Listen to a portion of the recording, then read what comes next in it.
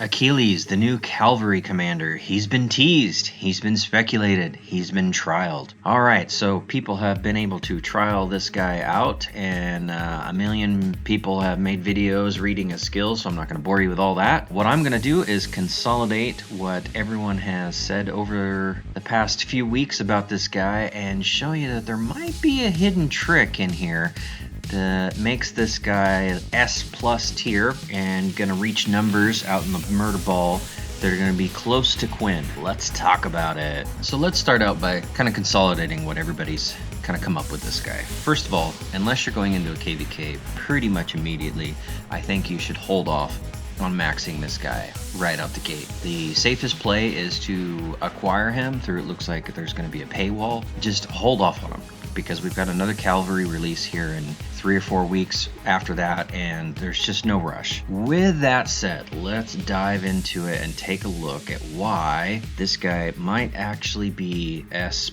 tier. In fact, I think he will be. And he's going to have a slightly niche role to get him into that S+ tier. But let's go over this third skill here, or his expertise, because there's something that I certainly misread or misunderstood, and then it was brought to my attention yesterday, and it completely changes the way that I view this commander. So, all incoming skill damage, combo, attack damage, and counter damage is reduced by 15%. We all know that.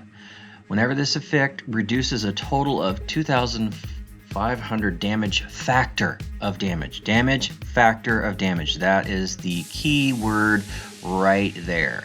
This commander casts the Palian Spear again.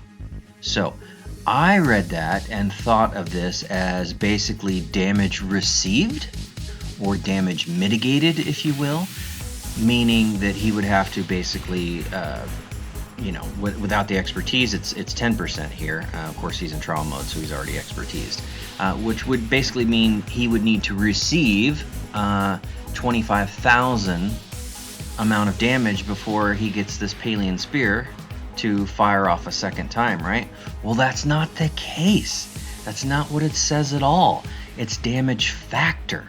So what the heck does that mean, and why do we care about it? All right. Let's jump over here to Huo, right? Damage factor, 2,700. Okay, what does this mean? What does this mean? Okay, so his niche role.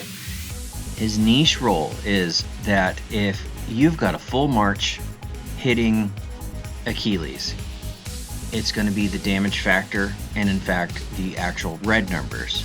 But if you've got a half march or even a red march hitting this guy, we all know that those red numbers are going to be significantly less. But guess what? Guess what? It still counts as the damage factor.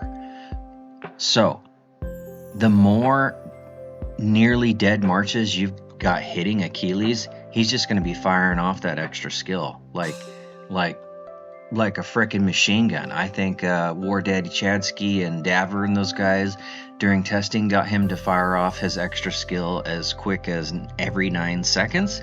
So that's basically an extra skill cast out of this guy. And in fact, the scenario that they had him going in, it was a 5v5. So imagine this in a murder ball. I mean, we might see this guy firing off every 5 seconds. I mean, if you got 12 almost dead red marches hitting this guy, he's going to be a frickin' machine gun.